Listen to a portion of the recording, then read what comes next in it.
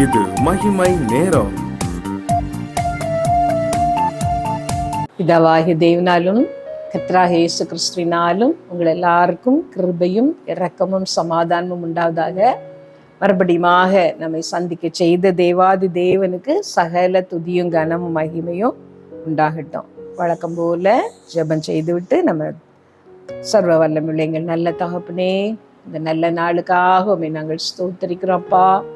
ஹல்லேலூயா, ஹல்லேலூயா, ஹல்லேலூயா, ஹல்லேலூயா. உம்மை நாங்கள் ஸ்தோத்தரிக்கிறோம்ப்பா. உம்முடைய வார்த்தைகளை கேட்கும்படி நாங்கள் கூடி வந்திருக்கிறோம் ஆண்டவரே. நீர் வார்த்தையினாலே உலகத்தை உருவாக்கினவர், உம்முடைய வார்த்தைகளினாலே எங்களை தேற்றுகிறவர். உம்முடைய வார்த்தைகள் எங்கள் உள்ளத்திலே ஊடுருவ பாய்ந்து எங்களை பரிசுத்தமாக்குகிறது என்று நாங்கள் பார்க்கிறோம். கர்த்தாவே, வார்த்தைகளை கொண்டு நீர் எங்களோடு இடைப்படும் ஏசப்பா. இந்த செய்திகளை கேட்கிற ஒவ்வொருத்தருக்கும் இந்த வார்த்தைகள் பிரயோஜனமா இருக்கட்டும். ஆவியானவர் ஒவ்வொருத்தருக்கும் திறந்த இருதயத்தை தந்திரலும்.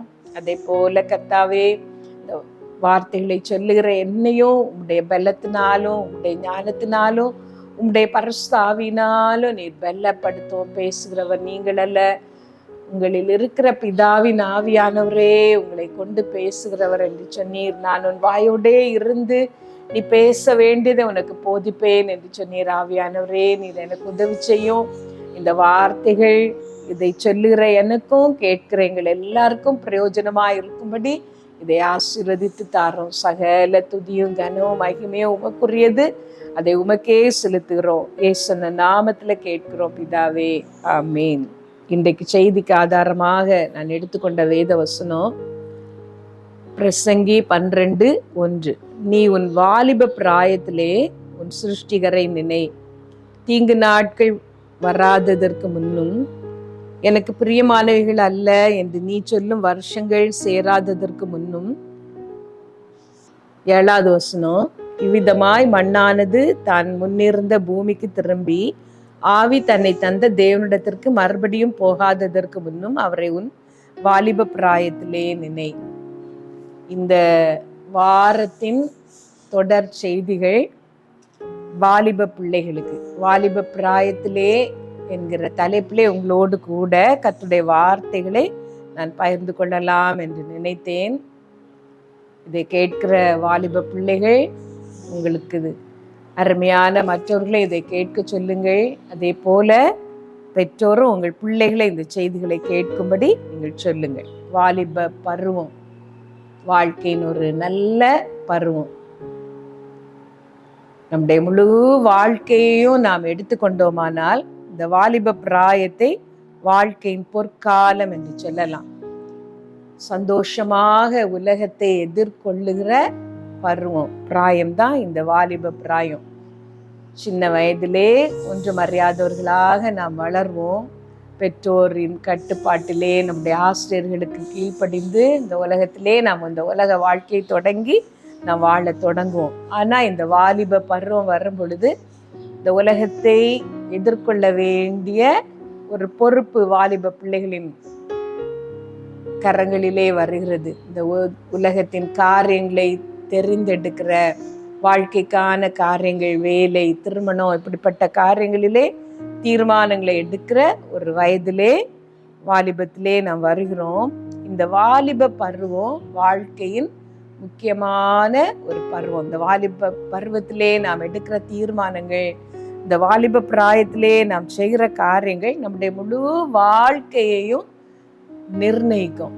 கர்த்தர் நம்ம இந்த உலகத்திலே வாழ அனுமதிப்பது ஒரே ஒரு தடவை தான். ஒரு தரம் பிறப்பதும் பின்பு நியாய தீர்ப்பு அடைவதும் மனுஷனுக்கு நியமிக்கப்பட்டிருக்கிறது என்று வேத வசனம் சொல்லுகிறது. ஒரே ஒரு வாழ்க்கை தான். இந்த உலகத்திலே நாம் ஒரு முறை தான் கடந்து போகிறோம்.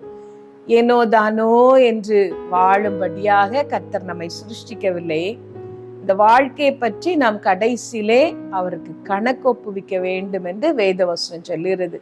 எல்லாரும் உலகத்திலே என்ன பெரிய அந்தஸ்திலே இருந்தாலும் சரி, ஒன்றுமில்லாத ஏழ்மையிலே வாழ்ந்தாலும் சரி, நமக்கென்று கர்த்தர் நியமித்த அந்த வாழ்க்கையை பற்றி அந்த வாழ்க்கையிலே நாம் எப்படி வாழ்ந்தோம் என்பதை பற்றி இந்த உலக வாழ்க்கையின் முடிவிலே கர்த்தருக்கு நாம் கணக்கு ஒப்புவிக்க வேண்டும்.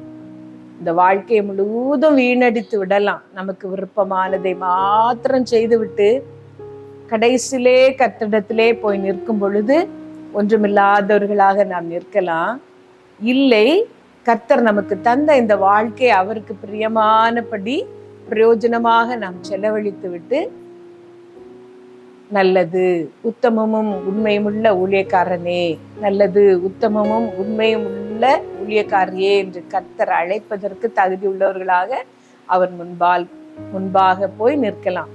அதை நிர்ணயிப்பது இந்த வாலிப வயதில் தான். கர்த்தருக்காக நாம் வாழ்கிறோமா, ஆண்டவர் நமக்கு நியமித்த இந்த ஒரு வாழ்க்கையிலே அவருக்கு உத்தமமாக நாம் வாழ்ந்து முடிக்கிறோமா, இல்லை மனமும் மாமிசம் விரும்புவதெல்லாம் செய்துவிட்டு அவருக்கு முன்பாக நாம் குற்றவாளிகளாக நிற்க போகிறோமா என்பதை நிர்ணயிப்பது இந்த வாலிப வயது தான். இதை கேட்கிற நீங்கள் வாலிப பிள்ளைகள் விசேஷமாக இந்த நாளிலே நீங்கள் ஒரு தீர்மானம் எடுங்கள். இந்த வாழ்க்கை கர்த்தருக்கென்று உத்தமமாக வாழ்வதற்காக, மனம் போல வாழ்வதற்காக அல்ல. மனம் போல வாழ்ந்து முடித்து விட்டு நான் கர்த்தரிடத்திலே போய் நிற்க முடியாது என்பதை உணர்ந்தவர்களாக சரியான உங்கள் வாழ்க்கையின் இலக்குகளை, சரியான தீர்மானங்களை நீங்கள் நியமித்துக் கொள்ளுங்கள். அது உங்களுக்கு இன்பமாக ஆசீர்வாதமாக இருக்கும். அதுதான் வேதவசனம் சொல்லுகிறது, உன் வாலிப பிராயத்திலே நீ உன் சிருஷ்டிகரை நினை. வாலிப பிராயத்திலே நாம் இந்த உலக வாழ்க்கையின் முடிவிலே அவரிடத்திலே போய் நிற்க வேண்டும் என்பதை நாம் நினைக்க வேண்டும்.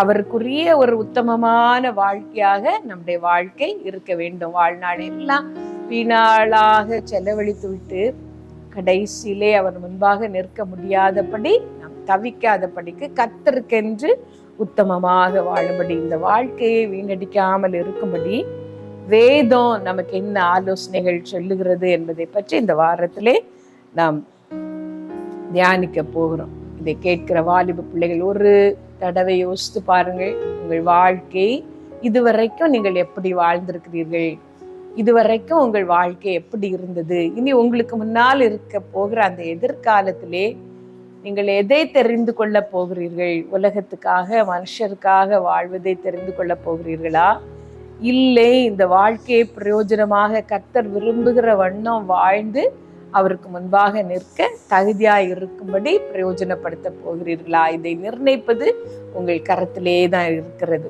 ஒரு நிமிடம் கண்களை மூடி ஜெபித்து உங்கள் வாலிபத்தையும் உங்கள் வாழ்க்கையையும் கர்த்தருக்கு ஒப்பு கொடுங்கள். தெய்வ பிரசன்னம் உங்கள் நடுவிலே இறங்குகிறது. ஒரு நிமிடம் கண்களை மூடி, கர்த்தாவே என்னுடைய வாழ்க்கை நான் உமக்கு ஒப்பு கொடுக்கிறேன். இந்த ஒரே ஒரு வாழ்க்கை, அதுவும் சீக்கிரமாக ஓடி முடியும், அதை பிரயோஜனமாக செலவழிக்க நீர் எனக்கு உதவி செய்யும் என்று கேளுங்கள். இந்த வாலிபத்திலே நான் தீர்மானங்கள் எடுக்க வேண்டிய காரியங்கள் நிறைய இருக்கிறது ஆண்டவரே. என்னுடைய வேலையை பற்றி, எதிர்காலத்தை பற்றி, என்னுடைய குடும்பத்தின் காரியங்களை பற்றி நான் தீர்மானம் எடுக்க வேண்டியது இருக்கிறது. இதுல எனக்கு நீர் உதவி செய்யும். உம்முடைய ஒத்தாசையோடு கூட உமக்கு பிரியமானதை செய்ய எனக்கு போதித்தருளும். சரியான தீர்மானங்களை எடுக்க எனக்கு உதவி செய்யும் என்று கேளுங்கள். சர்வ வல்லமையுள்ள எங்கள் நல்ல தகப்பனே, இந்த நல்ல நாளுக்காக உம்மை நாங்கள் ஸ்தோத்திரிக்கிறோம். இந்த நாளிலே விசேஷமாய் நாங்கள் வாலிப பிள்ளைகளுக்காக நாங்கள் ஜெபிக்கிறோம்.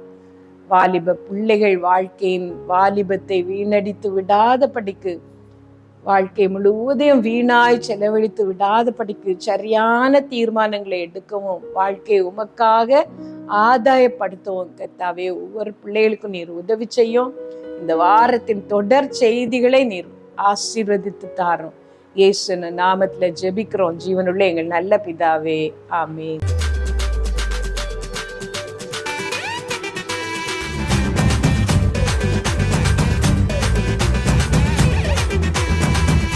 மகிமை